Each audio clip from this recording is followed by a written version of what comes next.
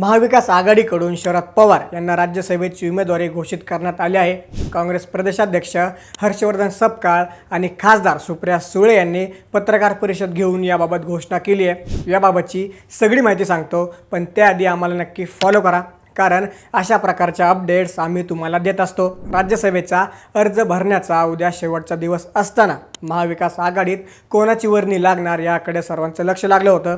काँग्रेस आणि उद्धव ठाकरे गट दोन्ही आग्रही होते, मात्र राष्ट्रवादीकडे संख्याबळ कमी असूनही शरद पवारांच्या प्रदीर्घ अनुभवाचा मान राखत दोन्ही पक्षांनी त्यांच्या नावाला पाठिंबा दिला आहे। सुप्रिया सुळे यांनी यासाठी उद्धव ठाकरे आणि काँग्रेसच्या वरिष्ठ नेत्यांचे आभार मानले आहेत।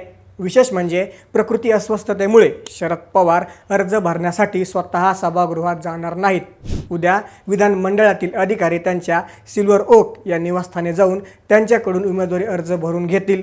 याबद्दल तुम्हाला काय वाटतं कमेंट्समध्ये आम्हाला नक्की सांगा, आणि अशाच राजकीय घडामोडी जाणून घेण्यासाठी थोडक्यातला नक्की फॉलो करा। बातमी म्हणजे थोडक्यात।